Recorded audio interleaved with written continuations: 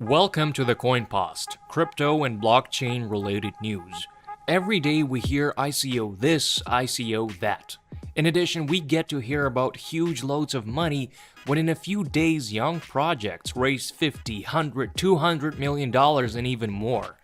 But instead of successful ICOs, we hear more often about scammers and deceived investors. So what exactly ICO is? A new investment method? A quick profit, or is it a scam? Let's figure this out together, and don't forget to smack that like button good. The term ICO is derived from IPO, Initial Public Offering. ICO stands for Initial Coin Offering.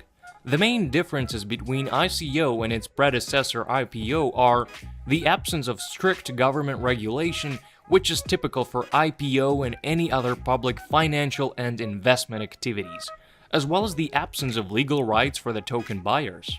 Holding ICO is similar to the securities placement on the stock exchange or raising money through the crowdfunding.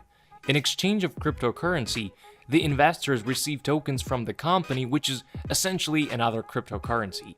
In the future, tokens will be tradable for a product or service of this very company. Apart from this, in time, tokens will appear on cryptocurrency stock exchanges. There, they can be sold for fiat money or other cryptocurrency. The majority of investors invest their funds in order to profit from tokens once they are registered on stock exchanges. Usually, when a token begins to get listed on stock exchanges, it is sold for a higher price than its initial cost during ICO. This way, it is possible to receive 200 or even 300% of the original investment. However, there's been a change in trends recently. When a token is introduced to a stock exchange, it will remain the same price at its best, or it'll drop in price at its worst. This is due to the fact that there are more and more ICOs, and they don't exactly catch up with the high standards of the industry. Only a few projects possess a truly worthy idea and a team that can execute it perfectly.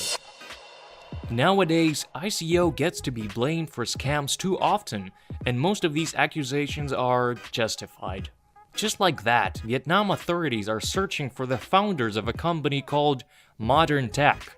They managed to rack up $660 million while holding two fraudulent ICOs, having left 32,000 investors with nothing. And then they disappeared. The fact that anyone can hold an ICO using only a website and a token has played a cruel trick for the idea of initial coin offering. It is very hard to distinguish a legit project from a fraudulent one. You can't even exclude a possibility that the raised $1 million will not twist the minds of the ICO managers, resulting in a swift escape with all this money because it's just way easier than to deal with investors' expectations. Comment what you think about ICOs while we conclude things. In conclusion, let's consider the pros and cons of the initial coin offerings. The appearance of this type of investment has become a breath of fresh air on the market, where young startups have received an opportunity to raise funds for their development without bureaucratic procedures, bowings before bankers, and large advertising budgets.